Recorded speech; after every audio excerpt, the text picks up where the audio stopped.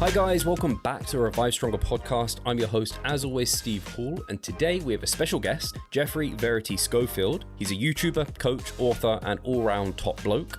He's recently made some remarkable muscle growth deep into his lifting career, coming to almost 10 years, and we're going to learn about how. We'll also dive into his recent critique of excessive focus on technique and why it might be holding people back. Geoff will also share his experience with lengthened partials and how he incorporates scientific research into his own training and practice. We discuss whether the bodybuilding stage tempts him at all and what his views are on Natty or not debates, and much, much more. If you enjoy the podcast and find it helpful, please do make sure to subscribe, share it with your friends, family, and anyone who you might think might benefit from the insights shared. Your support helps us reach more people and bring on more valuable content. Don't forget to leave us a positive review. It helps us know what you love and keeps us motivated to bring you the best. So guys, without further ado, get ready for an insightful and engaging conversation with Geoffrey Verity Schofield. So Geoff, I think you have probably had a lot of comments, I think recently, saying that you've grown a lot, like particularly in the last few years. Is that something you agree with? Like your growth has particularly kind of, not gone up linearly, but really kind of exponential growth over the last couple of years, or do you view it any differently? So from 2022 until now, it's slowed down quite a bit. But in 2021 to 2022, yeah, I made very, very, very noticeable, visible progress. And of course, this is sometimes used as like a red flag for steroids. It's kind of like a thinly veiled accusation sometimes, right? Like, oh, you'd been lifting for 7 or 8 years, then you blew up. I think we all know what happened. Well, a lot of things have happened, right? And it hasn't been steroids. And so a lot of the times training is not perfect, and it takes you a while to figure things out. Training is complicated. Then you throw in diet as well and just life in general. And, well, you get some growth spurts later on. You look at Eric Helms, he's sort of going through one right now, and he's been training for even longer than me, a lot longer than me. So I think sometimes you go through phases where everything really comes together and you start nailing things. And so it was sort of a combination of the first two bulks that I had done in a very long time. It was a combination of sort of losing most of 2020 to COVID because gyms closed here for a long time. And then sort of just putting into play all the things that I learned through 2018 to 2019 into practice. And having a very solid plan, having an arm day for the first time, and having 2 of them helped a lot. So I put an inch on my arms in 2021, and then I've put on a little bit more since then. So I would say a lot of these things, to me, it's not that much of a surprise. But I think to some other people, they just see, oh, he's been lifting for 7 or 8 years, and then he blew up. Oh, it must be, oh, he hopped on something. Because often you do see that. You see guys who kind of like plateaued, and then they get this big bump, and then it's pretty clear what's going on. But for me, it was just a mixture of nailing the training combined with 2 separate big bulks, gaining like 30, 40 pounds of overall weight each time. And I would say during those 2 bulks, I probably put on about 10 pounds of muscle over the course of a year and a half or so, which is very, very good going after 7 or 8 years of lifting. And in hindsight, I was actually probably intermediate, right? Because when you're really advanced, it just doesn't happen, right? And so sometimes you think you're advanced, but you're not actually advanced, because if you were advanced, that wouldn't even be possible, right? And so since 2022, I did that big cut where I got really lean, and then I've been back to bulking, and then I did a mini cut, and now I'm sort of, maintaining about 220 pounds. Since the end of the bulk in 2022, I would say that I'm only really up about 2 to maybe 4 pounds of muscle over the past year and a half to 2 years from 2022 until now. So things have certainly slowed down despite doing everything pretty much still on point. And so I don't expect to gain any more massive, massive spikes in lean body mass. And so measurements have slowed down. I'd be happy to put on a quarter of an inch on my arms in a year at this point. And maybe I'll be able to tweak some more things, find some new, maybe I'll do some lengthened partials and blow things up again. I'm not ruling anything out, but things do seem to have slowed down since that 2021 to 2022 bulk. And I think a lot of times people, they're actually looking at that progress rather than the progress over the past year where things have been a lot slower. So many good points there that I want to kind of pull upon. But one of them you mentioned, I think is really, really big that I talk about so much is that kind of element of, I don't know, that 3 to 5 year period, you've made 90% of all your muscle gains, and then it's just like all downhill from there. And I think you essentially just said, hey, there's growth spurts, there's, like you said, lifestyle changes. COVID probably blunted a load of people's gains. You learn things, and also you just end up applying them in practice better. I know that's definitely been the case for me. But something I was interested in is just because I've had those comments lately as well, in terms of, hey, it looks like you've grown a lot in the last few years.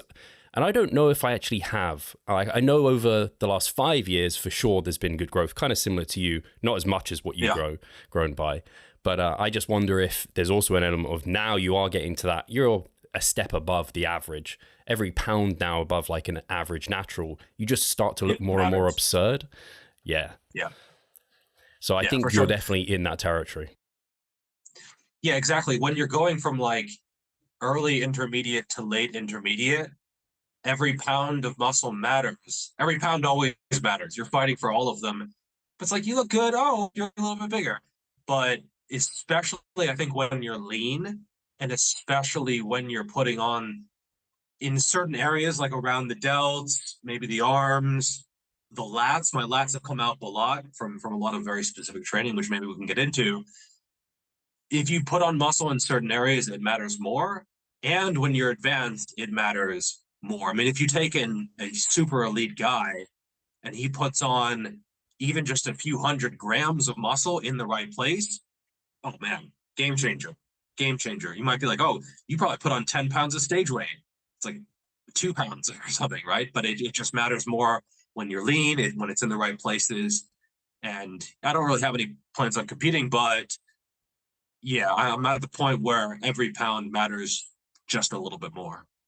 For sure. You mentioned your arms growing an inch, and I have probably not followed you that closely, but I always just saw you as someone with pretty big arms anyway. Did you run a specialization? Do you run specialization cycles, or do you generally just try and grow, have focus areas?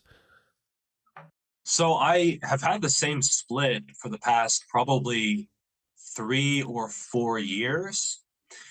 And so it's day 1, legs, lower body, squats and hinges. Day 2, torso, so chest and back mostly, although I also do overhead presses on this day often. And then day 3 is sort of the bro day, so arms, shoulders, maybe some neck, forearms, mostly just easy stuff. It might be 20, 25, 30 sets, all of them to failure, sometimes beyond failure, but it's all easy stuff. When people are like, how do you recover from 6 days in the gym or 7 days in the gym occasionally? Well, this day is like very, very easy to recover from. It's not particularly taxing. There's no spinal loading. I mean, if someone thinks 4 sets of cable crunches is like going to destroy you or something, I mean, they really need to wake up and realize that a lot of this stuff is really not strenuous to recover from. Maybe if it's an all-out set of preacher curls or something, yeah, but that's more about local fatigue rather than systemic. It's more about the elbow tendons and keeping those healthy, which you can do through technique, through rep ranges, through control, through switching movements, etc. So as long as you are keeping yourself structurally together, I think you can keep a pretty good frequency. And I did run a specialization. So it's essentially been like 3 or 4 years of what most people would consider to be arm specialization. Because if you tell most people, oh, I have 2 days a week of like arms and delts, they think, okay, well, you're specializing in those, right? Well, but for me, that's just sort of giving me the physique that I want, right? And so when people are like, man, your arms and delts don't look natural, well, I trained in a way that most people wouldn't train. right? They're doing full body or push-pull legs or upper lower. And so often the arms are just getting trained kind of as an afterthought, right? If that, or they get skipped, they're not really fresh when they're doing it. They're not treating them seriously. They're not putting the effort into them. They're not training them progressively, et cetera. And so I think most people could have far bigger arms and delts than they actually do if they did this, if they want to. I think it's an option for a lot of people that they don't consider. And I will say that I have better than average arm genetics in terms of insertions and in terms of how everything is put together. I mean, when I'm lean, people say, oh, it looks like you have 20-inch arms. And usually that's a sign of good genetics. If you look bigger than you actually are, I think that's one of the biggest hallmarks of good bodybuilding genetics. When maybe on stage, people are like, there's no way you're that light, but you look really big in photos because you have a certain shape. So, full disclosure, I do have better than average insertions, I would say, but I'm still going to stick with saying that I think most people could have much bigger arms than they actually do. I completely agree with that statement. I've never heard it put so kind of eloquently in terms of if you look bigger than you are, like that's a good sign that you have good insertions and muscle bellies and everything. And I think of some of the best natural bodybuilders who, I don't know, they could be giant killers because they're just put together so damn well. Whereas, I don't know, I think I probably I look heavier maybe than that's the wrong way around. I think I'm heavier than maybe I look sometimes for some muscle groups, not arms. I'm very much like you. For arms, yeah, my arms are, as someone commented on YouTube the other day, like, it's not a Revive Stronger podcast without Steve bringing up his good arm genetics. I'm like, God damn, I need to stop talking about this. But it's more other people pointing it out to me, and I don't measure them because it's really great hearing about your perspective too, because often I'm interviewing competitive bodybuilders or I'm talking from my perspective, and that's very different in terms of the goal. Like, I put my arms specifically on the back burner because I need everything else to be bigger, to be more competitive. Right. But you, if you've got good arm genetics, yeah, you could do that, but you could also just get them gigantic, and that could be your preference. So I think that could be refreshing for people to hear, because I think often they hear those general recommendations, which are maybe towards competitive bodybuilders or just trying to grow everything, but they can, and I think people should experiment a bit more like you have. I caught you just at the time you were going for a drink. Perfect. I mean, if you're not competing, you can kind of just do whatever you want. I still have a recommendation of training pretty much everything to a certain extent. If someone's like, well, I don't really want to build legs at all, so can I just skip entire lower body? I don't think that really, it's hard for, me as a coach to sign off on that. I try to encourage people to at least have somewhat of a balanced physique, especially lower body, just because it is so much muscle mass. And now we're talking about just health and performance and the ability to almost just be a human being. But if someone doesn't want to have massive legs, if they just want to kino body their training, I don't really have an issue with that. If someone just wants they want a slimmer, sleeker look, I think a lot of people look down on that if they're sort of an iron purist. But hey, if you want to be upper body dominant or arm dominant or delt dominant, I think that's totally fine. Or if someone is an Olympic weightlifter and they want to just get huge legs, or if they're a power lifter and they don't mind having, a quote unquote spider physique, I mean, it's your body, right? Like, basically build it however you want. Yeah. Yeah. It's so well said. And I think actually that's something that when I first came across your content, I was in a position where I think I was heavily influenced by certain individuals and felt like it was kind of their way or the highway. But you were already at a point, or I don't know if you've always been like this, where you will question things and you'll kind of think for yourself a little bit more than I would say the average person does. And I think that's why a lot of people are drawn to you, because a lot of people look for leaders and they look for people that are going to simplify it and kind of, this is the way. And I think that's fine. I think that can get you quite far, but I think at a certain point, you need to think for yourself a little bit more. And I think you have just a natural ability to have done that, and you continue to do that and challenge those ideas.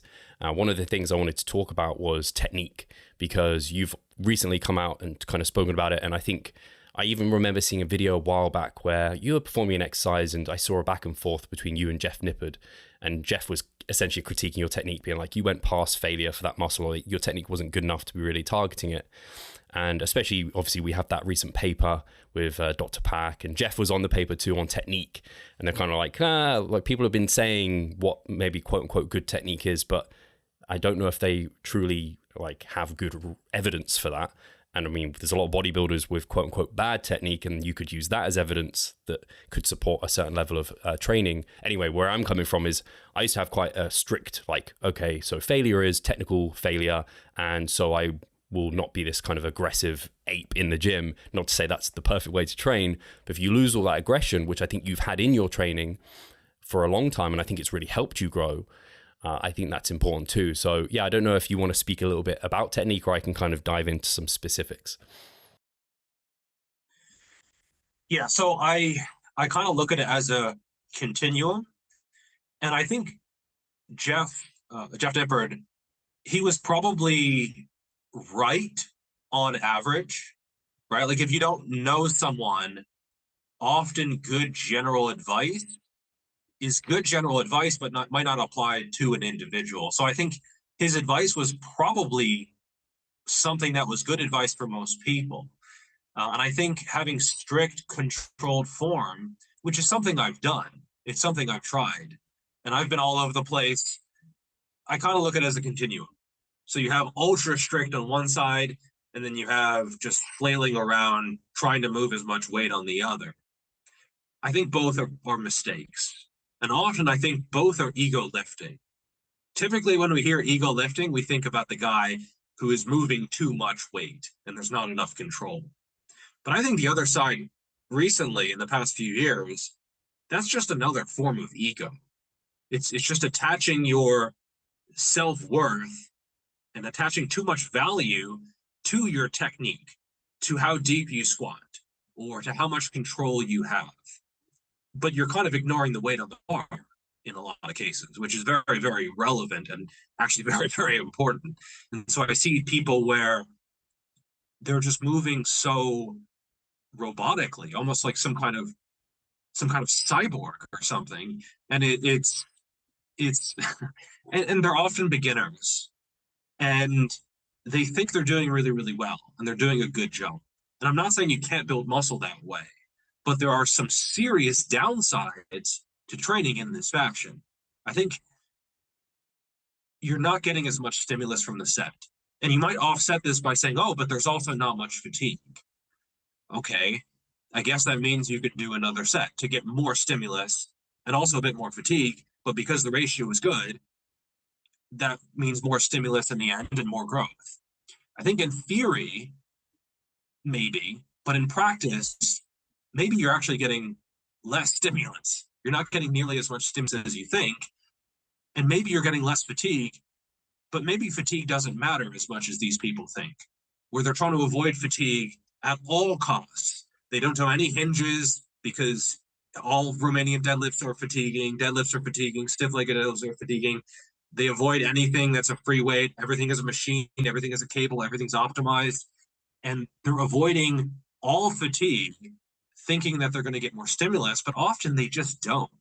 They're not actually getting enough stimulus to grow, and they're not getting very much fatigue, but it doesn't really matter, right? Because you shouldn't try to avoid all fatigue. You should try to ignore excess fatigue that isn't worth it. And my training is very fatiguing. It's very tiring. But if hypertrophy training is not fatiguing, you're also probably not getting very much stimulus. Those two things kind of go hand in hand, and you can try to skew it towards stimulus. And I think you should, and you should be aware of stimulus to fatigue ratio. And I think it's a very, very important concept. And I'm glad Dr. Mike has popularized it.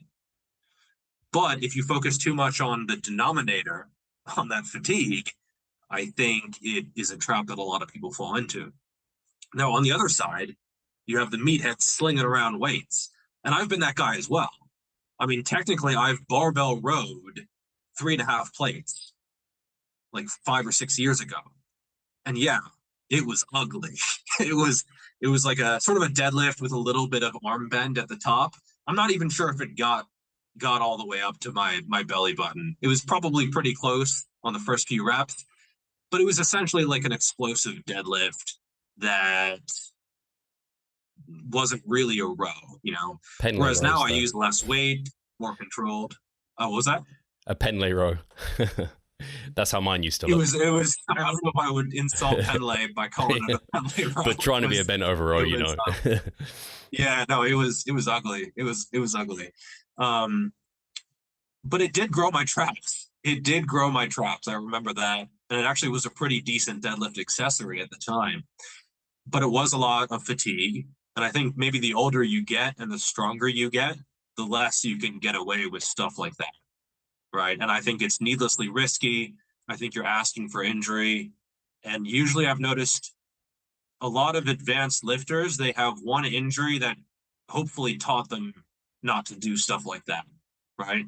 Because you're going to have something like that eventually. There are very, very, very, very few people who are so structurally gifted that they have zero issues from training like a complete maniac, flinging around as much weight as possible. I mean, Ronnie Coleman, we talk about his genetics, the best of time. It didn't even happen to him, right? So I think it's hard to escape that. You can probably escape it for a few years, especially if you're an intermediate and you're not moving actually big weights. You're just moving moderate weights in a sloppy way. But eventually, yeah, that kind of stuff, it either catches up to you chronically or acutely, and it's no fun. And often those injuries take a while to recover from. Sometimes they require surgery. I'm lucky I didn't need anything for my QL issue. So somewhere in the middle is best, where your ego is not attached to your form excessively. Your ego is not attached to the weight excessively. Somewhere in the middle, where there's a combination. There is a little bit of movement. There's some body English, some body language, but it's not excessive. I would say if you can't control the eccentric, you're messing up. No matter what, if you can't control the eccentric, okay, maybe if it's a deadlift, sure, because it's not really designed to control the eccentric. But if you're doing most lifts and you can't control the eccentric, I think something has gone wrong. If you're cheating so much on a curl that you can't even control the eccentric and you're just letting it drop all the way down, I think that is a mistake. And so, yeah, just having somewhere in the middle. And usually you can see, if you're coaching, you can see what this person needs. Okay, this person is moving in an ultra strict way. I might not call them out on it. I might just say, okay, we can move a little bit more quickly and let's add some weight to the bar. Or maybe even just let's add some weight to the bar. And sometimes they'll just self-organize into a technique where they're moving in a way that is a little bit better for hypertrophy. On the other hand, if they're an ego lifter and they're attached to the weight, now we have to use less weight, which they probably don't like, but you have to tell them. And I'm sure you've been in this situation as well, where you just say, okay, we're going to take 20 or 30% of the weight off the bar. And they might say, oh, that's all my progress in a year. Well, it wasn't really progress. You might ask them, how much bigger are you compared to a year? And they're like, not very much bigger. And so you have to take some weight off the bar. If they're bouncing in the bench press, if they're heaving, if they're really, again, if you can't control that eccentric at least a little bit, I think that's probably the biggest red flag, just from a safety point of view. And often these guys haven't had the big injury yet. And it's hard to convince someone, because these are often young men, hey, if you keep going down this road, you're going to snap your stuff up. Because you don't know for sure, but it's probably going to happen and it's better to avoid it. But if it never happens, they probably won't learn the lesson. And so something has to happen, but it can't happen on your watch because your job is to not let it happen on your watch. And so it can be tricky. But ultimately, somewhere in that middle of control, that middle ground is usually best, I found. I think that thinking about it like a spectrum is the best way to think about it. Not that there's either good or bad technique. It's like it's towards poorer, like worse slinging and ego lifting technique, or it's towards like this robotic, overly controlled, too probably light, and you're not getting close enough to failure, and not failure for that muscle group where it is ego technical lifting. And I definitely have been down both ends of the spectrum. I think I was down the ego lifting weight side for the longest time, and then I moved too far down the other end. And then you eventually find this middle ground where it's not moving a weight A to B like a powerlifter would, but it's also not pristine textbook technique. It's this middle ground of good technique that gets the target muscle close to failure or to failure. And you're driving, my overall thinking for it now is I'm driving stimulus to that muscle group. And you had a great discussion surrounding the stimulus to fatigue ratio, which I think also from Mike Israel has been fantastic for people to kind of think about that a bit more. But I do think it is something that is a bit, so you could have arguments against it in that stimulus is also fatigue. Like you don't get stimulus with no fatigue, but I do think people try and achieve that. It's unwanted fatigue. It's like SFUF. No, wait, I didn't even say that right. You know what I mean? Unwanted fatigue. And I think people just think of fatigue as bad, but it's like if that muscle is tired, that's stimulus. Like that's local fatigue to where we want it. If the joints and connective tissue are tired, or you're like mentally just drained, that's what you don't want, really, if you can avoid it. But typically that stuff comes along with tons of the positive like stimulus side. So it's trying to balance those. And quite often, no matter what, you can make little tweaks to things to make it slightly in favor of stimulus, but you're never going to get away from like high levels of fatigue if something is very stimulative in my eyes. Yeah, it's going to be hard. It's going to be, and actually speaking about Dr. Mike, I think he said something like either the sort of pain and not pain, but the pressure and the discomfort of really heavy weight, or the discomfort of high reps and it really burning and feeling uncomfortable. Either way, it's going to be uncomfortable. If someone is seeking an easy way out for hypertrophy training, I think that's just not going to happen. It's going to be hard. And if it's not hard, if it doesn't feel extremely challenging, well, you're not challenging your body and it's not going to really have a reason to grow. And so, yeah, you should feel fatigue in the muscle. It kind of goes along with the stimulus. I do think that, and the longer I train, the more I realize often the limiting factor is the joints, and it's the connective tissue. Could be an elbow, could be a knee, could be hip, lower back.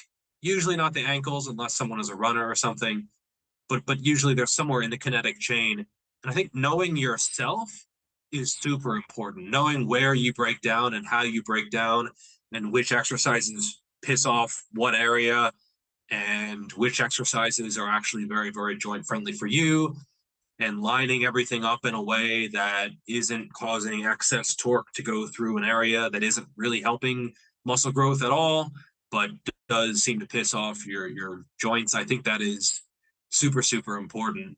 And I'm a big fan of the basics of just barbell and dumbbell movements. But certainly I think as training age goes up, you don't see too many older lifters, the old guy in the gym who's still really jacked and he's been out at 30 or 40 years. You usually don't see them doing a straight barbell curl because it's just hard to get in that position. And I love a good barbell curl, but the more jacked you get, it's just hard to get in that position and everything lined up. But dumbbells, they feel fantastic. A cable feels fantastic. Some machines, they feel great. And so I think ultimately you have to know yourself and you have to know what pisses off your joints. And then sometimes it's worth including, but having a slight tweak or a variation. But ultimately, sometimes some movements just aren't worth keeping in, especially if they're taking a long time to warm up for. I mean, I haven't barbell squatted really in a while because it just takes so long to warm up. I can do the same thing in a Smith machine with a hack squat or a leg press and do it much faster with much more specific targeted stimulus. And if you're a power lifter, obviously you have to train specifically for your sport. But if you're not, I think there are a whole lot of movements that you can dump. On the flip side, I think having some level of functionality and athleticism is also useful. If someone's like, I don't do a walking lunge because of the instability. What, you can't do a walking lunge because of the instability? Well, no, I could, but I don't.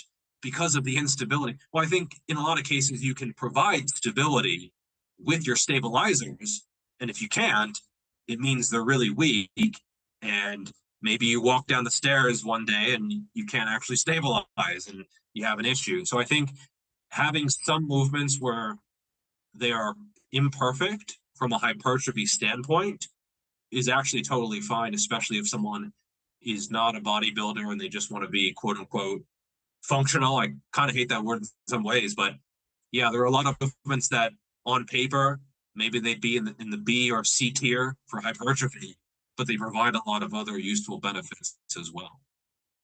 Yeah, it's one of those. I've never liked the whole functional training type of thing, because it's like functional, like big biceps are functional for a bodybuilder, or they're functional for the guy that wants big biceps. It's like it might not be functional for whatever your definition of that is, like CrossFit. I don't know, but I do understand your perspective completely in that if you avoid things, then that can make you weaker in certain areas. Like example, I think about, I don't know.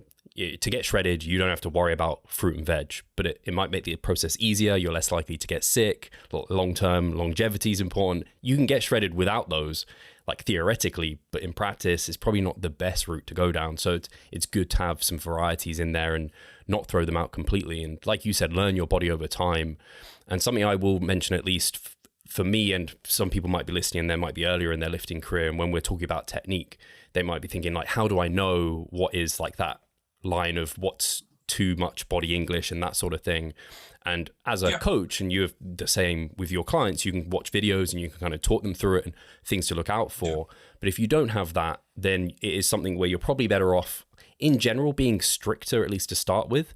But it's like you said, if they progress things, like your client who maybe they are a bit strict, but if they keep adding reps, keep adding load, don't add too many sets, because I think you do get into a practical problem where you don't push yourself as hard because you have so much quantity to do. You get in kind of that volume trap where you're just like, there's no way I can do 20 sets of quads to high levels of effort, so I'll just sandbag them.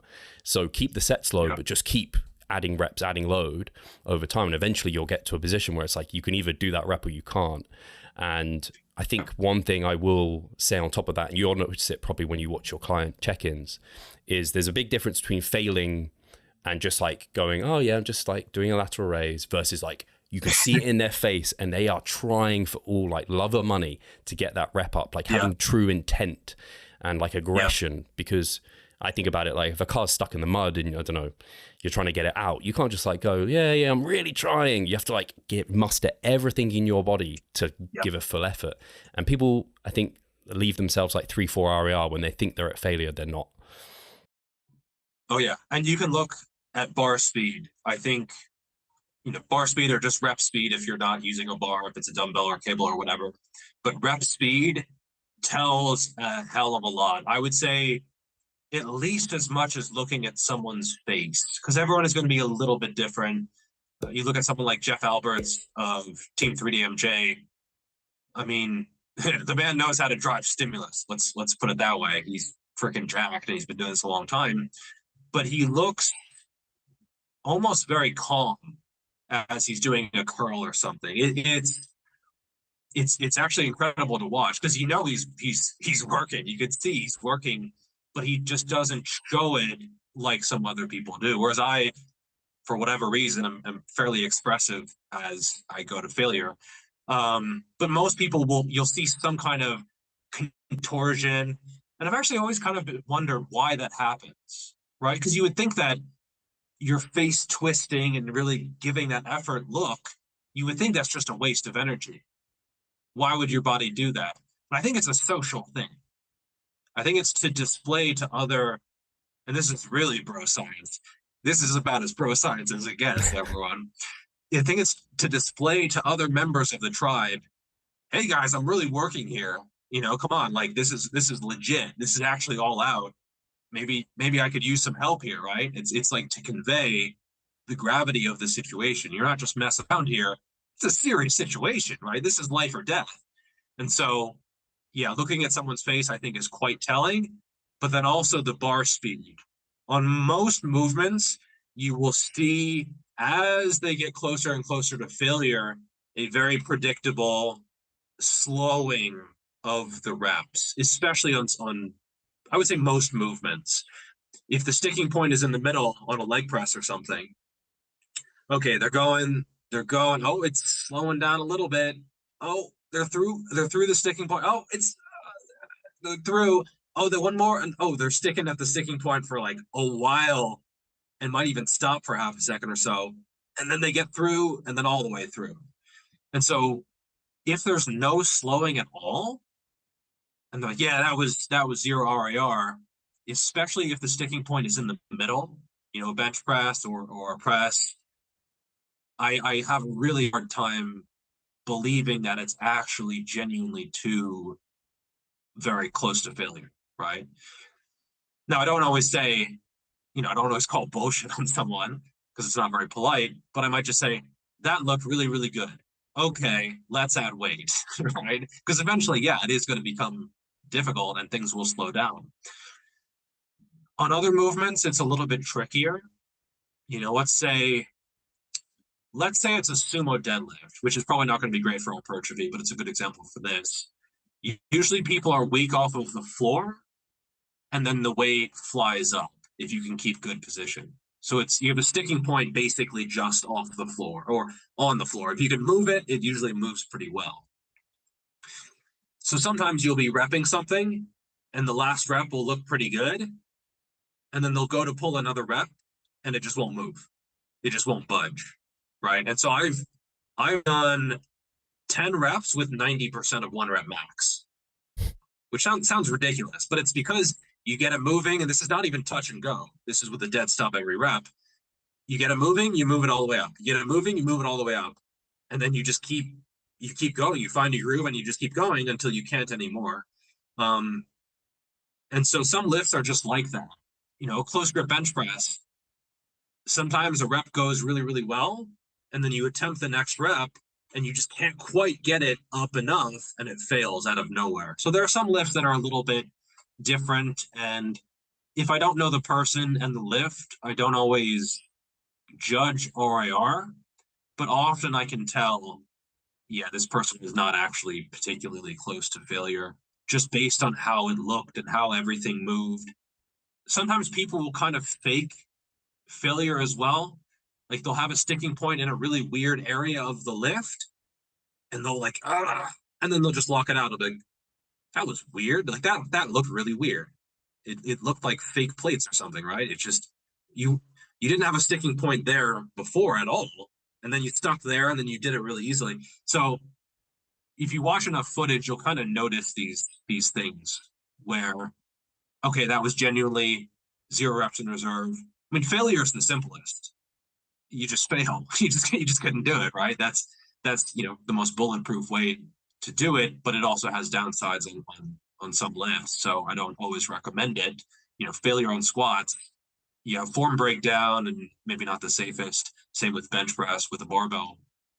But you can usually tell once you have enough experience under the bar with yourself and then also with other people if something is actually genuinely close enough to failure. In general, if there's no slowing, probably keep going. I think that's really well explained. And yeah, I think that you did a good job of explaining what it would generally look like with the average person on the average lift, but then also there's nuance there. So to actually fundamentally know, you almost have to experience it yourself. But I think you made a good point also in terms of when you are going, like when you hit those slow reps or those challenging reps that are the very growth promoting ones, stuff's going to break down to some extent. You might make noise. I always think of tennis players, like when they go, like when they hit the ball, like side to like end to end. And I think there's some actual research that's looked into that. Like when you make a noise, it like makes it feel easier or something, or you can exert yourself better, something like that. So maybe there's something there with the face as well. I'm not sure. But I definitely see that. And I think it's just like you said, you don't have to know for sure, especially if you're coaching someone, if they're at 3, 2, 1 necessarily. You just need to know they're in the zone of you're training hard. Like, and you need to be at least getting to this point. Otherwise, you're kind of wasting your time to some extent. And then the only thing with failure is, like you said, if someone fakes failure, it becomes relatively obvious. And quite often that comes from a point of like, they're kind of scared to fail, and you just need to like encourage them to keep going and put effort forward. And I think for an intermediate lifter, maybe viewing it more from a technical failure standpoint, or at least maybe a novice lifter, technical failure is a great place to kind of end it. But once you're past that and you know your body a bit better, thinking about it more, at least how I think about it, is not so much technical, but has that muscle group got to failure or to the RAR that I kind of want it to? Is it fatigued? Because I might be able to keep like, I don't know, a bit of body English or something else, helping that muscle continue to get to failure. But if I'm just moving around and I'm like, the target muscle is now no longer the thing that's being trained, I'm training other things, my ego included maybe, then that's like past failure. And that maybe not be the best SFR for lack of a better word. Oh yeah, for sure. I mean, I don't think I would get much out of just technical failure on some lifts. I mean, if I'm doing a cable row or a chest supported row, if I'm using strict form and I go to technical failure where I get full range of motion and I can't quite get the implement all the way to the full contracted position, I mean, that does nothing for me. It's just nothing. Literally, I mean, it's not particularly challenging. Even if you're trying as hard as you can, it's such a small sticking point that you have so many more partials that you could get if you really wanted to. And once you get used to taking all of those partials or using a little bit of slop, a little bit of momentum to keep getting that full range of motion, or sometimes I'll do both. I don't really recommend using both momentum and partials as intensifiers in the same set, because it can be harder to track and most people don't do either well, let alone both well. But I've certainly had sets where I used both momentum and partials in the same set. So when you're only doing technical failure after doing stuff like that, it just doesn't do anything. Like it's just, oh, well, I guess the set's done. Like, I guess I do 80 more of those in the week and then I'll get the same stimulus as 20 normal sets that I've been doing. Or maybe not even that. I think sometimes stimulus to fatigue ratio, it's not like a bunch of Legos that you stack up and you stack up the stimulus bricks and you stack up the fatigue bricks and you want the best ratio so that you can have the most stimulus bricks and the most fatigue bricks. I think with some exercises and some techniques, there is simply no way to replicate the same amount of stimulus as with something else. So people might say, oh, well, I'm trying to optimize stimulus to fatigue ratio. And then you see them trend and you're like, well, you're going to be here all day. But even if you're there all day, I don't think it adds up like a mathematical equation. I just don't think I don't think it's like a spreadsheet where you try to add it all up and then you get the most stimulus points and then you win. I think to get the stimulus, especially when you're advanced, I think you have to do some stuff that is kind of off the beaten path. And to be frank, a little bit messed up at times. And so that requires personal experimentation. It requires the ability to think for yourself. And it requires the ability to not just go based off of studies, because there are really not going to be any studies when you're advanced. I mean, when you're advanced, you can still use science as general guidelines, but a lot of that stuff is not really going to apply to you 100%, right? Because the studies are usually not on people like you. And even if they were on people like you, at that point, it's so individual that it doesn't matter. You have to find your own way at that point. And so I've kind of found myself getting away from exercise science with regards to my own training, because for me, it would be a little bit naive to think that a study would necessarily apply to my own situation, right? Because once you're advanced, your own situation is one, unusual, and two, fairly unique. It's great you went down that path, talking about scientific research, how you apply that to your own training. And I think you make a really good point, because I do think if people just try to, like, science doesn't tell you the perfect prescription for how your program should be. That's not what it's trying to do. And I think too many people try and do that. They're like, I'm just going to replicate the study like protocol for myself. It's like, it might tell you a principle. Like, for example, that crazy, the Enos study with the 52 sets of quad work at the final week, they're not telling you that's what you should do. They're just telling you, this is what we did, this is what happened. And that might not be ecologically valid at all in your situation. So we just saw, okay, more volume, more gains in this sort of situation. So kind of, if you're thinking anything, if you're recovering easily and you want to gain more muscle, maybe you could add a little bit more volume. But it's also like, how long was the time course? How sustainable is that for you? You have to think about all these other things in context of the rest of the research. So I like that you talked about that. I don't know if you have anything else on that. Otherwise, we can go down the route of I know you're doing a lengthened partial experiment. So I'm interested to hear how you've been enjoying that. Yeah, I do a little bit more on the science thing, because I have been hard on science. I have a number of videos that are quite critical of science, exercise science in general, as well as some of the protocols. Since then, I've been a little bit more charitable, just because, they're not prescriptions, as I think you said. They're not protocols. It's not just, here's your training plan from PubMed, right? They're trying to isolate one variable and hold everything else static as much as possible so that they know what is going on physiologically.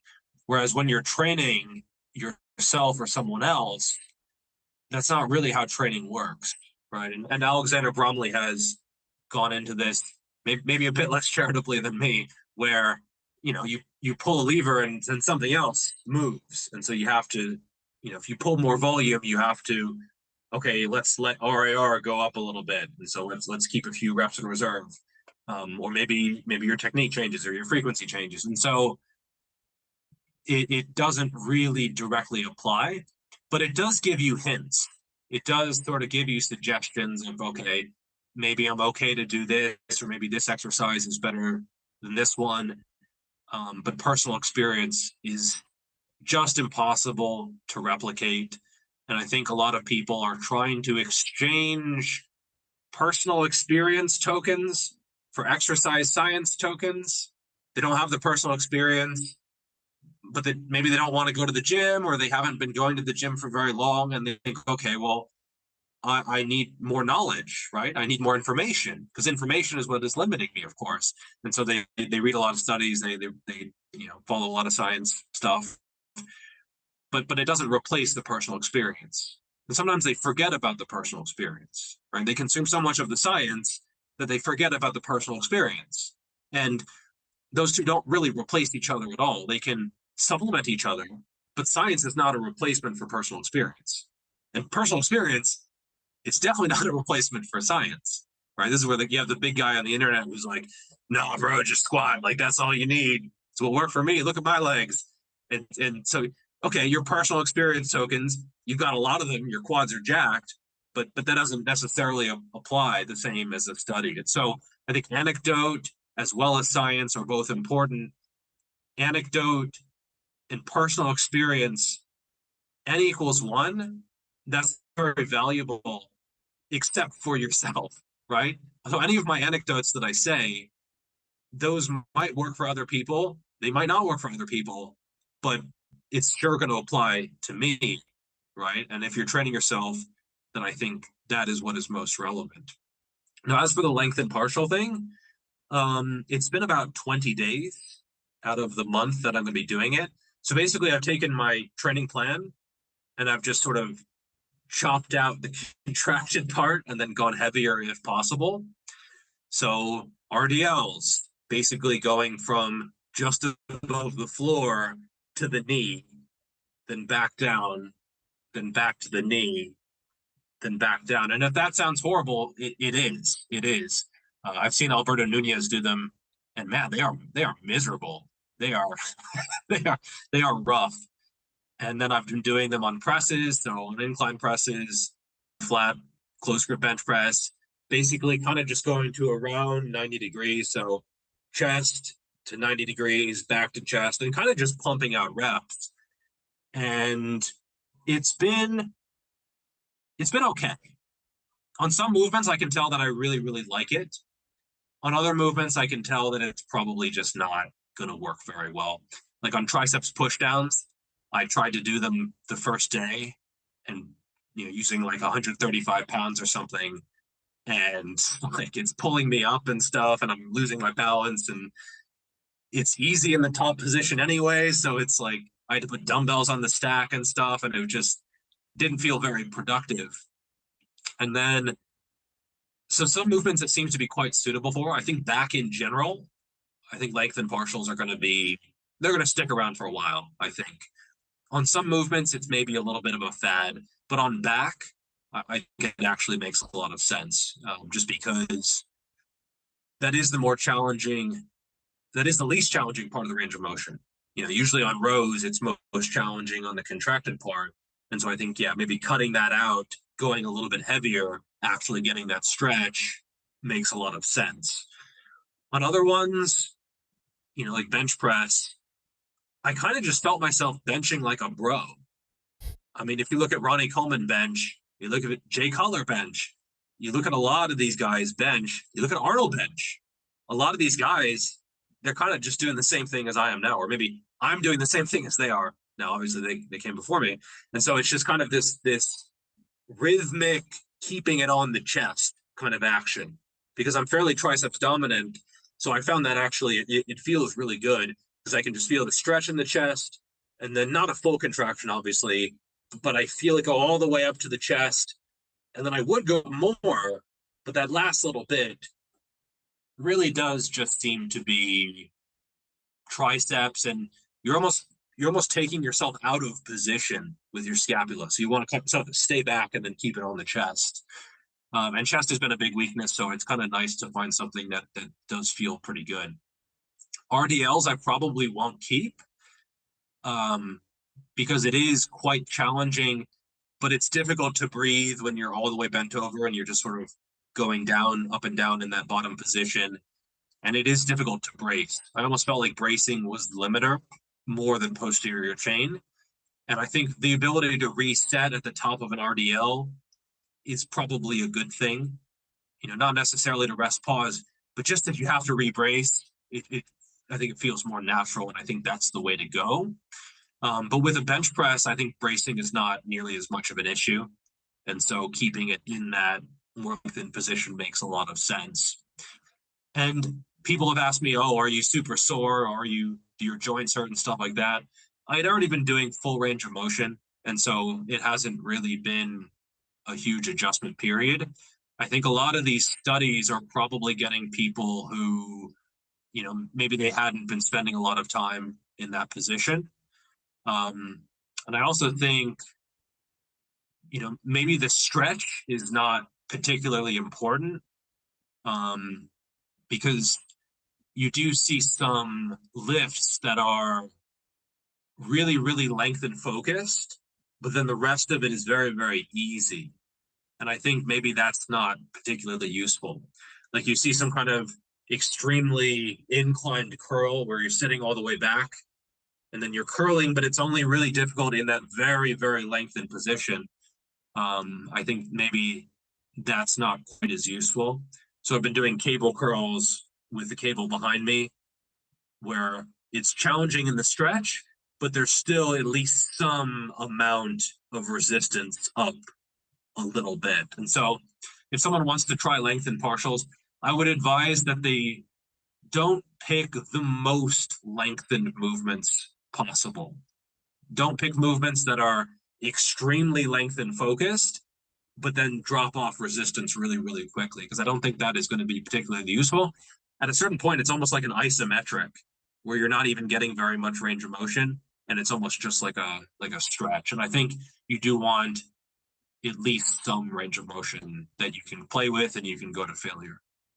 Do you not see the progress you would like? Are you sick of writing your own programs? Or perhaps you need some accountability in order to stick with a plan? Then it's time to start working with us. We at Revive Stronger offer a truly personalized coaching service. You'll get more than just an email with some macros or random cookie cutter program. With Revive Stronger, you will be the center of our attention. You will receive your own fully individualized training protocol alongside a customized nutritional strategy. We created the coaching around your needs, wants, personal preferences, and your own unique lifestyle. Every single week, we delve into your program in order to make appropriate adjustments so that we get the most out of your time and the best possible outcome. We help both female and male athletes to seriously change their body composition by adding more muscle mass and decreasing fat tissue. No matter if you're a competitive bodybuilder or just want to look better, if you need help with your progress and taking your physique to the next level, our coaching is for you. It's time to make a change. Sign up today and let's revive stronger. Your experience sounds very familiar, as with mine. I definitely had the same experience with back. Initially, it was like completely foreign because I was team full ROM all the way. Of course, like the latest meta-analyses we had kind of pointed that way and said like, yeah, full ROM is the way to go. But I've, over the last years, so it's interesting it's maybe taking you this long to get here, but you are using elements of it, like from the bros, like some momentum to get it short with the rows. So this is maybe just a more refined approach. And yeah, for back, it's been a complete win for me across the board. It's like, why wasn't I doing this? Because I was trying to find reasons to rationalize my kind of cheating before with like a bent over row to get it short, whereas I can just kind of leave that place and wave that goodbye. And then I've done it for RDLs similar to you, and it was kind of that the bracing is exactly the thing. It just, the lower back at a certain point, I was like, I feel like that's what's failing because I just can't get it into a good position. And then I don't know if you've tried it. Well, I imagine you are doing it for quad work. So like squats, leg press, things that are already challenging, lengthened and easier short. Yeah. And I at least found a similar thing to the RDL, but it was just kind of torturous. And I didn't get along with those as well. And I know Kasim, I think, has talked about this in terms of like lengthened exposures within a set, and he, at least within his kind of training facility, has found with some of those movements that are already lengthened biased in terms of how challenging they are, that you don't necessarily get more lengthened exposures from doing a lengthened kind of partial there. When you include the short, right, you kind of get that opportunity to take a bit of a breather, come back down, even if it is just like you said with bench, like just coming up there and just like, I'm not going to lock out, but it's at least a little bit of time to kind of gather myself before I come down. You still get that a little bit. So it sounds, very familiar at least. Yeah, I did it on leg press and it felt okay. But if you, I could see how you can go all the way up and you can rest. And so performance actually isn't all that different, right? Like using sort of reps is already difficult in the bottom half versus doing the full range of motion. Performance might be fairly similar because you're doing less work with the bottom half, but you're doing that work in a faster period of time. And so you might fatigue more quickly, but you also did the work more quickly. So it's almost like condensing the work into a slightly shorter period of time. Leg press was good. For squats, it kind of took a little bit of playing around with.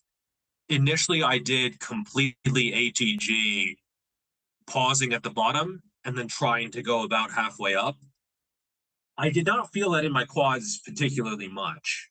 It felt almost like at the bottom, you're just resting on the joints. Because at the very bottom of the squat, you're not really doing much. If you're completely at depth, I mean, you can take your max and just chill at the bottom. It'll be uncomfortable. You'll feel the pressure.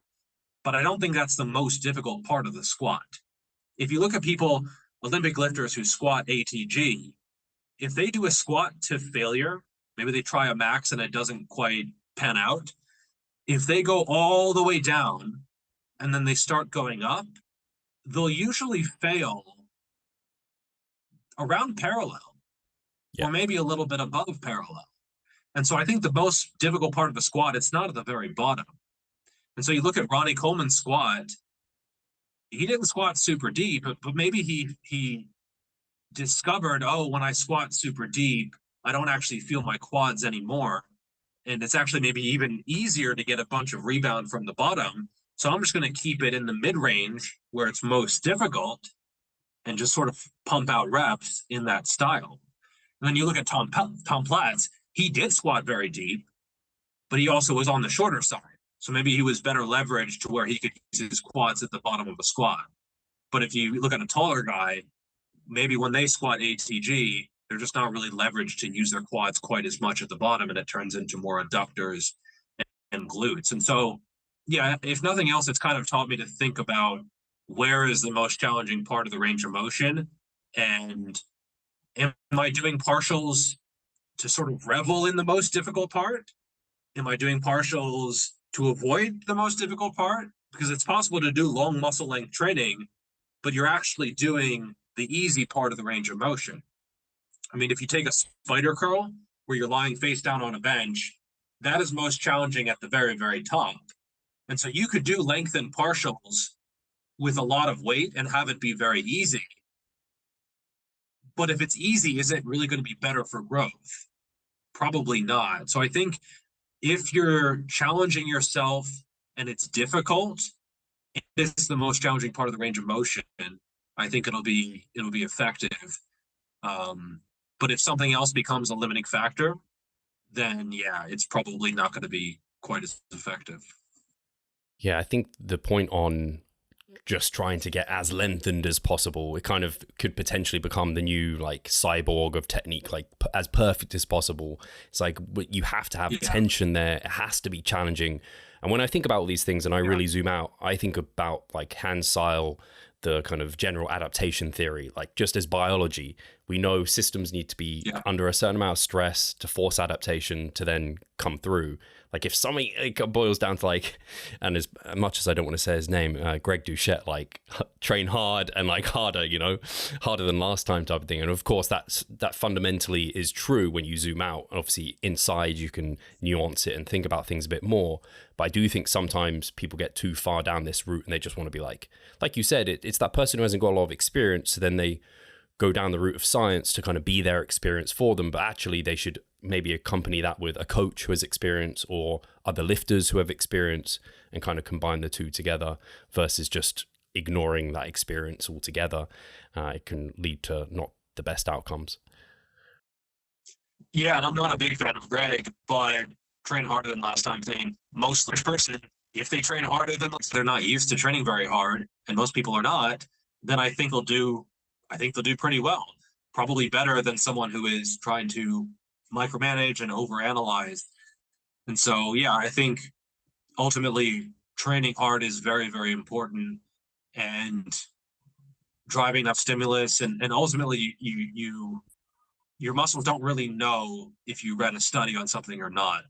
Your brain does, and it can make better decisions because you did. But when you're in the heat of battle, which sounds corny, and you're really trying to fight to move a weight, that is what your muscles know. They just know, oh, we're taxed. It's a high effort. It's near failure. We need to do something. And that something is get stronger and bigger and better adapted. And so sometimes I almost think that failure is just an opportunity that requires a high amount of effort.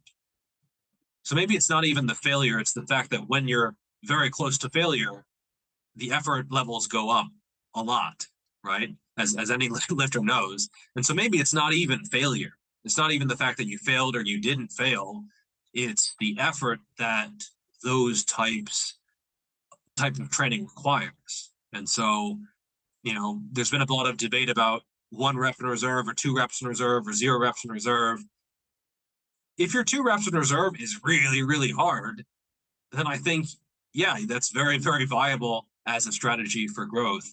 Like the leg press study where they showed videos of the leg presses, but I think it's awesome. And I think every study really should be doing that because it's kind of important to show the sets. You can anonymize it or something, but the 2 reps in reserve set, that was a quality set. I mean, you best believe I watched those sets. The failure set or the 0 reps in reserve, whatever it was, that was a damn good set. But I was surprised at how hard and how much of a quality set that 2 reps in reserve was. And so when I saw that, 0 and 2 reps in reserve are the same for growth, I wasn't actually surprised after watching the video because that 2 reps in reserve was a really, really good set.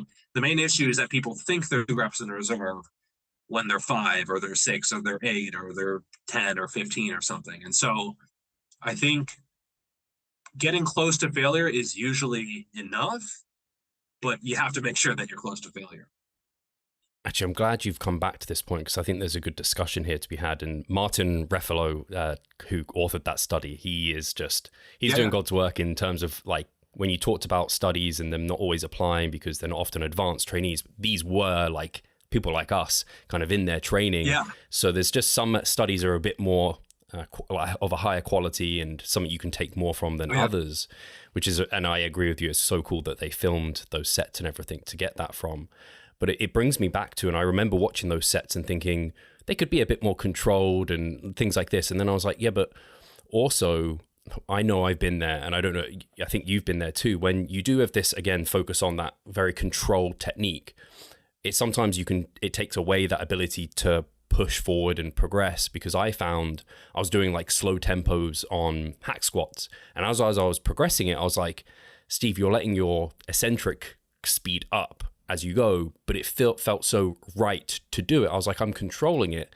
So I think it comes back to that again, when you have that excessive focus on technique and slow, controlled, pausing, it can lead you down a path of not getting to the appropriate kind of failure point within the muscle. That could be, like you said, they're not even getting to a 2 RAR because they're so concerned about trying to maintain this pristine looking form. So yeah, it just reminded me of that.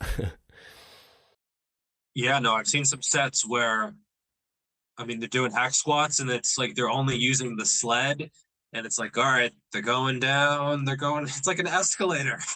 Just down, down, down, down, down, down, pause. Oh, they're going up, and it's just, the set takes 2 minutes. And I think in general, if your set takes a minute and a half or 2 minutes, it's probably just too long. I think a hypertrophy set should probably be 20 to 45 seconds or so, maybe a minute in some cases.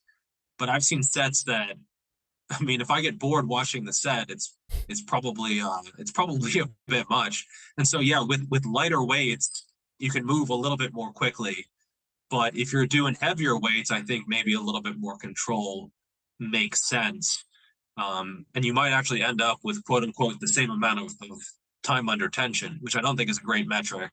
But if your time under tension is way, way off, like a 2-minute set or a 5-second set, I think something has gone very, very wrong. So even though time under tension is not a very good metric, if you're way out of bounds, I think something has gone wrong. Like, you want decent time under tension just because it's a challenging weight and you're controlling it and you're in a reasonable rep range. And if you get all those things right, yeah, you're probably going to be like 20, 30, 40 seconds, maybe 50 or 60 in some cases. But if your set lasts more than a minute under normal circumstances, you're not rest pausing or doing anything like that, I think something has gone a little bit astray for most people. Yeah, I would agree with that. Especially the point on like eccentrics, it could be a bit slower on heavier lifts. You probably want to be a bit more controlled, aware of where everything is. It's a bit harder to control everything and have control properly in joint positions when it is heavier. But when it's lighter, if you're trying to have like a really slow eccentric for, I don't know, a set of 20, you're going to be over 2 minutes in a set. And for, I don't know, anything like a hack squat, that's going to be absolutely horrendous and probably not wholly productive, because you'll switch off. Like, people, that's been shown in the research, right? You have higher CNS fatigue, more mental fatigue. I think people will just end up hitting failure because they're like, oh, I just, don't know, switched off during the set. Yeah, and it's funny because often what happens is the opposite. People use a lot of control with the lighter stuff because it's easy, or maybe they want to find, like, they want to feel a squeeze or something, or keep a mind-muscle connection. And then when it gets to like a 5-rep max, well, now it's hard to control, so they don't control it, right? So I think with the higher reps, you can kind of just pump them out, right? But for the lower reps, yeah, this is where you want to be controlled, especially if it's a weight you've never touched before. I call it getting your foot in the door. I occasionally might do a triple or a set of 4, maybe a set of 5, which is out of the hypertrophy rep range, right? But yeah, so it's useless. But it's something that I have found drives progression. But when I'm doing that, I am very, very aware of how I feel. And that is where the eccentric might even look to be a little bit over-exaggerated, because I really want to feel that. I don't want a whole bunch of forces going on with a weight I've never used before. And I also might keep reps in reserve, right? Because it's a new weight. I'm not looking to just absolutely get a grindy rep near the end. And so I might do like a set of 4 with a 6 rep max on paper, right? And just have it feel good. Just get my foot in the door, get that weight on paper, and then next time I can sort of progress it. And so is that set driving hypertrophy? Probably a bit. Yeah, it's heavy. There's a lot of tension. Is it driving as much as it could if I went to failure? Well, probably not, but it also doesn't need to, because it serves the purpose of driving progression and keeping everything moving in the program. And then I might do a back down where the rep is a little bit faster. It's either 2 failure or 0 reps in reserve. And like that's more the meat and potatoes of the workout. So that's not necessarily driving progression in the same way. Progression, and I found that they're driving progression in different ways. One is probably more central nervous system and technique and organizing everything. And the other one is more probably the actual hypertrophy and the actual work done. But I found, especially on big compound lifts, getting in a heavy triple, heavy set of 4, maybe even a double with a couple reps in reserve. Now I sound like a power lifter or a power builder, but I have actually found that to be quite useful. And so if someone is stagnated, sometimes I'll have them do a triple or something, and I found that sometimes that just gets things moving again. Interesting. It's not an approach I at least have recently taken. I might have taken it in the past, but I think it's actually a very evidence-based way to structure it, in terms of, I know with Zach Robinson, that meta-regression that came out, they found those heavier lifts. I think it was basically anything below about like 8 reps or whatever. If you left reps in reserve, and quite a lot, in fact, they found like you got just as equal hypertrophy. So it's like, actually, if you're going to leave any reps in reserve when you want to push harder, it's the heavier stuff that makes the most sense to do that on. So that sounds like a reasonable way to go about things for sure. I'm going to shift gears a little bit. I'm going to hold you here for a little bit longer. I know you mentioned competing and the fact that you don't think you're going to compete. I don't know if you said think or you're not going to compete. I guess I don't know if you're one of those people that never say never, but is competing something you would consider, or a photo shoot or anything like that? Because I think people obviously ask you all the time about it because of the amount of muscle mass you've got and being in the space that you're in. Yeah, for me, it's never really been a goal. I started as a distance runner when I was 15 years old, and I didn't really start lifting until I was 25. And even as a runner, I didn't really have a goal of competing. I just liked to train. I just enjoyed running. And then as a lifter, it's been the same thing. I just really like to train. I like to lift. I really like the process. And the results have been good, but it's probably been like 99% process focused.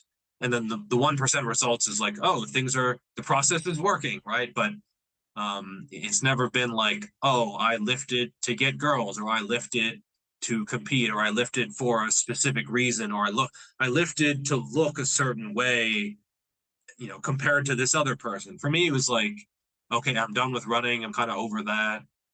And I guess I'll try lifting. Like, oh, this could be fun. Like, this could be cool. Maybe it's a nice change of pace. And so I kind of just read a lot about it and did it a lot and got pretty good results. And then I kept going and fine-tuned the process. And then it'll be 10 years, in a few months. And there's a little bit of an itch, but it's hard to tell if that itch is from other people or from myself, right? Because sometimes you want to do something genuinely. Other times you want to do something because other people want you to do it. And so it's a little bit hard to, even now at 35 years old, it's a little bit hard to parse those out. And competing is obviously a big decision. I'm not necessarily opposed to it. I actually think that I have a lot of work to do in terms of balancing things out. My right arm is like 18 and a half. My left arm is like 17 3/4. So there's a big imbalance there. My back has imbalances. My lower body would probably have to be brought up. I proved that I could get in pretty close to stage condition last cut.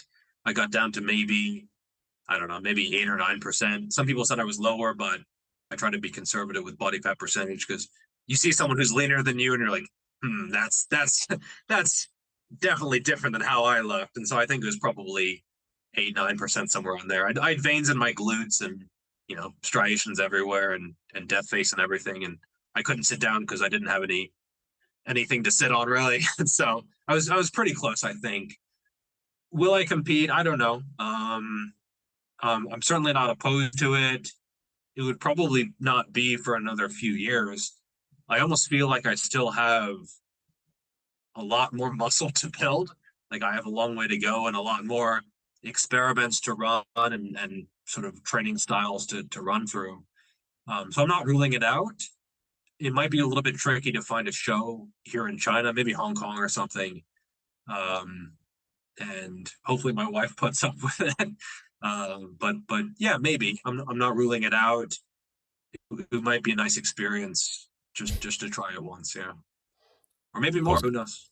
I was going to joke and say these sound like excuses to me, Geoff. Like it's clearly you're going to do it. So, but I totally see that you're thinking about it more, and I definitely agree with you. It needs to come from it needs to be your why, not other people's. And it can't be other people kind of encouraging you to do it. You got to look at it and be like, that's something I want to do intrinsically for myself, not because for social media or anything like that. You didn't even mention that. So I think that's great. And I will say imbalances are super normal, and you can pose around them. So you can, if you get posing on which posing is a huge part, but that'll be a big learning curve, but also good for you because you're probably like that you can present what you've kind of in an artist form. It's a very art form into like bodybuilding and being competitive. But I need to look up some of these photos where you're very lean and kind of get a gauge of how far off stage condition. Because if you had striations like everywhere, I mean, you could probably compete. It sounds like, but you felt like you had more to give. I can tell there's a little bit of an itch because I'll look at a lineup and I'll be like, I don't know, man. Like I'll just kind of have that. I don't know, maybe, who knows? I don't know. How would I look out of place there? I think I was conditioned enough that I wouldn't embarrass myself at least. But then like, again, if I wanted to do something, I want to do it really well. And I tend to go all in on things if I do them. Otherwise, what's the point? And so, but then again, I also don't want to say, oh yeah, I'll be ready in a few years, because you might want to get experience doing it. And then, you know, that's part of the process of getting better as well. So yeah, I can tell there's something there, and I think it's coming from within, but I also don't want to promise anything and then people are asking about it, and like I don't want to let anyone down or say I'll do something and then not do it. So definitely no promises, but it's certainly a possibility. Yeah. I like the way you put it as well, in terms of, I always think about it like I don't lift to compete. I compete because I lift. So it's just an outlet for that. And that's the kind of way. So I'm the same as you, where I'm like, I'm on such a good run with this kind of gaining phase and off season. I think many competitors this way, and they're like, could I extend it a little bit longer? But it's like, I need to keep my, I guess, competitive appetite there as well, and that kind of experience as well. Because you can lose some of that fundamental, just like, oh, this is what it's like to train under a calorie deficit when you're very lean, and like you lose some of those training wheels a little bit along the way. But yeah, out of interest, Geoff, what's your height and weight when you were that lean? I was just over 6 feet and 190. I was 87 kilos and pretty lean. I mean, I've assessed a lot of body fat percentages, but I also don't have a ton of experience assessing below 10%. And so it's a little bit tricky for me to say exactly what percentage. I didn't get a DEXA, but then again, I know DEXA has some issues. Sometimes I know you've had some really bad DEXAs that are clearly way, way off. And so I'm not entirely sure. Ultimately, I think the percentage is not the most important thing. But, you know, I had death face at 6 weeks out, and but I wasn't complete. Like I had a little bit of fat on the lower glute, not much, like very little, but like a little bit of skin. Like there's a little fold, like a little bit there. So maybe a couple weeks. But at that point, my sleep was just completely trash. I was getting 3 or 4 hours a night, and the last couple weeks were pretty rough. Getting 15,000, 20,000 steps a day and just completely dragging. And so I was under 10% for sure, but I don't think I was quite world-class conditioning. I've seen some guys who are truly world-class conditioning, and I wasn't quite there, but I highly doubt that I was more than 5 pounds away from that, because I was just like pretty much everywhere was almost no fat, right? And so yeah, I was close, but not quite, but close enough that I know I could get there. I also didn't count calories the whole way, so I could probably improve that if I needed to. Yeah, I was actually going to bring that up, but I just brought up your weight and height because I just have enough experience to know you're going to be a tall competitor or in the tall height class, and you're going to be a heavyweight competitor. Those two you want combined, because if you're going to be tall but you would be a lightweight competitor, or you're going to be middleweight, you might not be super competitive, but you're kind of on the, I would say, the lower end of the tall height class generally. Middle of that actually, and probably slightly middling with body weight too. So I definitely think it depends how you're put together, of course, and how you hit the poses, but you definitely be competitive for sure. And I mean, that makes sense. You've been training for basically a decade at this point, so you'd hope you would be competitive up there. But if you're setting your sights on, like, I don't know, WNBF Worlds and being pro and winning that title, now that's like that's a tricky league to even, you got to be like a genetic elite to think about winning pro worlds at that point.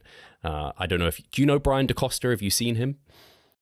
I mean, Brian, he's huge. He's 195, 6 feet tall, or 5'9", and truly stage conditioning.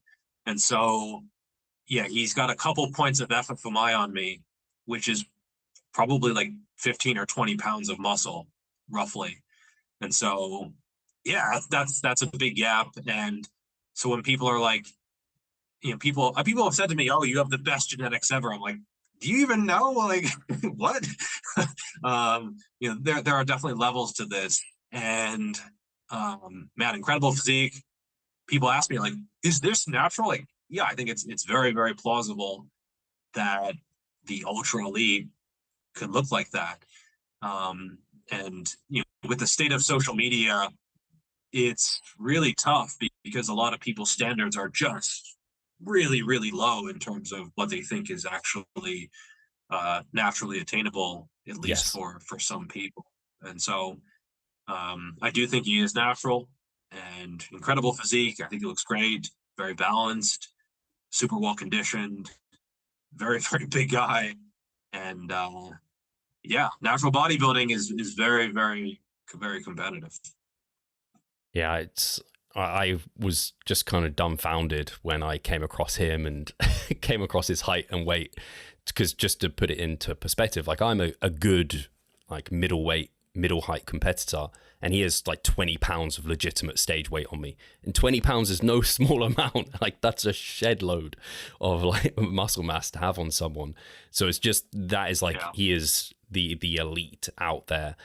He's actually going to be coming on the podcast, because I was just like, I got to talk to this guy and see how he ticks and everything like that, because we talk about the science and that's like the average, and so I want to talk to what does the other end of the bell curve do, and what does that look like. He is like another Doug Miller, essentially. I don't know what Doug Miller's stats are, but just like absolutely obscene. So very cool to hear that you're considering that. And actually, you brought up another topic I was considering covering as well, was kind of your thought process behind like natty or nots. I don't know if you have like the same perspective as I have, or how you view them. Do you think they're something that's productive? Do you think they're pointless? Where does your head like lie with them? So I think they're mostly, it's kind of like WWE. They're mostly entertainment. The issue is everyone knows WWE is entertainment. Natty or nots are often kind of put out there as educational. Like, oh, it's supposed to educate people and tell people what is naturally possible and what is not naturally possible. Well, first of all, we're all individual. And just because someone else is natural doesn't mean it's possible for anyone else, right?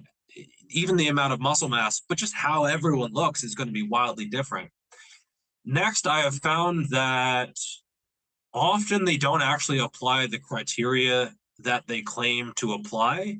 Usually the process is backwards.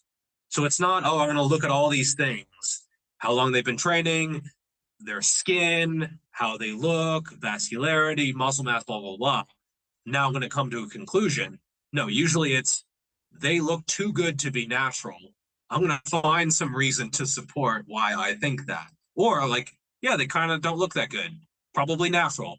But both of those are bad conclusions because some people, to be blunt, look like crap, but are not natural. They're taking a whole bunch of stuff and they just don't know what to do in the gym or out of the gym, or maybe they're on the bad side of the bell curve genetically and they're on a whole bunch of stuff and you would never guess it because they don't look like the stereotypical steroid user.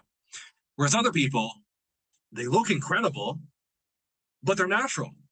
They're just really, really good at what they do. Maybe they have really good genetics. They've been at it a long time. They've dialed things in, and that is the outcome. And so I don't see how you would know in that gray area, that sort of 24 to 26 and a half, maybe 27 FFMI. I don't see how you would necessarily know if someone is natural or not.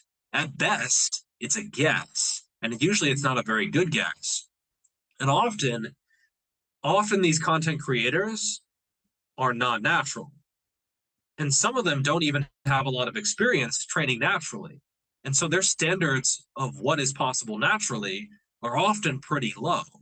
And so maybe they're in a position of power, they have several million subscribers, and they say, there's no way this is natural. But the person's actually natural. And so now they've told all their subscribers, hey, this is not possible. But it is, at least for that person. And so then you go on Reddit and you post any kind of decent physique, and a whole bunch of usually teenagers, they say, oh, no, that's not natural because I heard this guy say it's not natural and he's an authority. But actually, that guy doesn't even know anything. And he's just posting the video to get views and cause entertainment anyway. So I'm not sure if there's actually a lot of value to be gained here for anyone apart from the person posting the video. And usually they're just doing that to gain views and subscribers and ultimately money, because that's just sort of the pipeline that these content creators are having: views, subscribers, and then monetize it. And so I don't really see it as useful or quality content. It's really just a guess, and often the standards are so low that they are kind of blackpilling their audience and even causing them a disservice, because then they are not shooting for any kind of physique that they might actually be able to attain. So they think before watching these Natty or Nots, maybe they were a little bit overly optimistic, but I would rather have that compared to someone who's really pessimistic and black-pilled and is not shooting for anything even remotely ambitious because they watched some Natty or Not. So yeah, that's a long-winded way of saying that I'm not a huge fan. I'm completely with you there. Most videos out there are completely just entertainment, and they aren't actually doing a good assessment of whether or not that person's natty or not. They're just basing off like one individual photo that's probably under the best lighting or whatever it is, terrible lighting, and you could look at the same person under two different conditions, and one you think natural, the other not, and it's just like, these are just all opinions.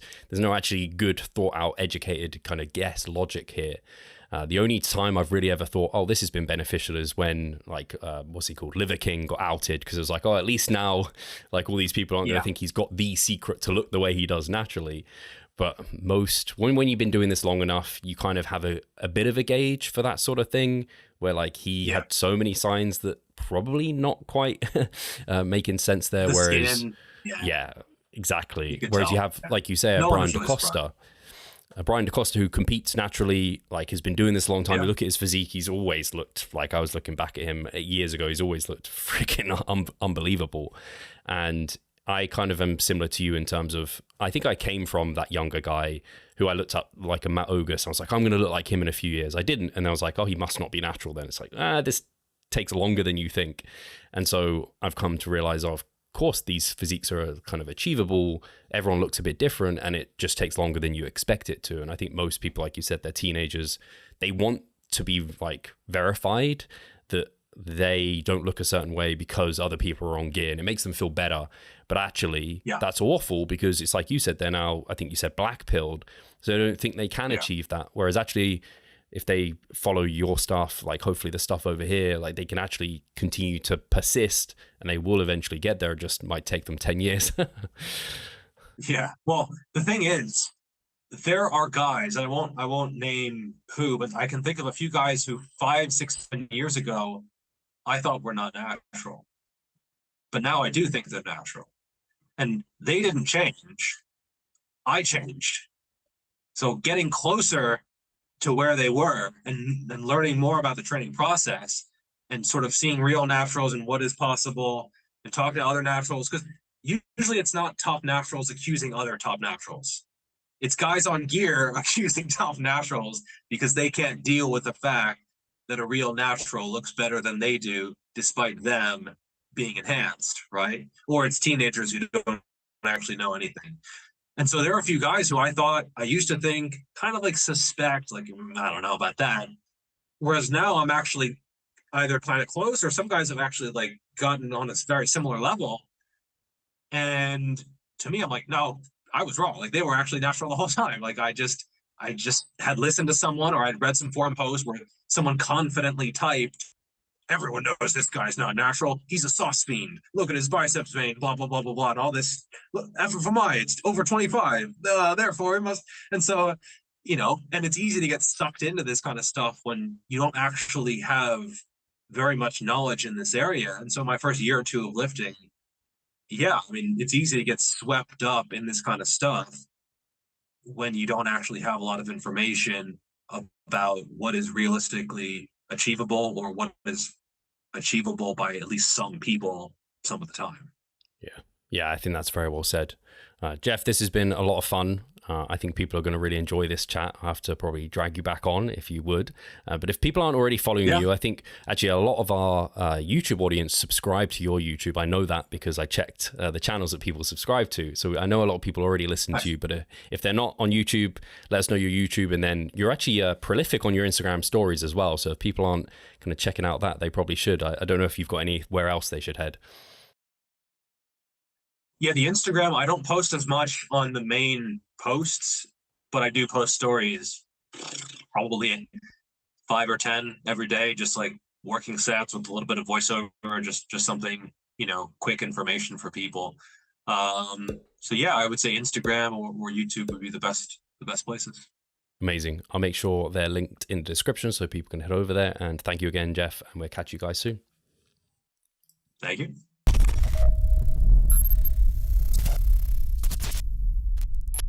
Losing weight fast while maintaining muscle mass. Sounds too good to be true, doesn't it? It isn't though. It's reality, and we know how to do it, and we will help you achieve this. The Minicut movement is an 8-week fat loss program to make you lose a huge chunk of fat while maintaining muscle mass at the same time. We will support you from the beginning to the end so that you see the results you would like to and come out of it much stronger. You'll receive a fully automated spreadsheet that is based on your nutritional needs. You can choose between 6 different male and female training templates. Over 30 videos will guide you through each and every single step of the Minicut so that you're getting the most out of your journey and that you always know what to do. But the best thing is that you can start whenever you want. The Minicut movement is open 24/7. So if you want to learn more or you're ready to sign up, hit the link in the description below. So let's revive stronger together.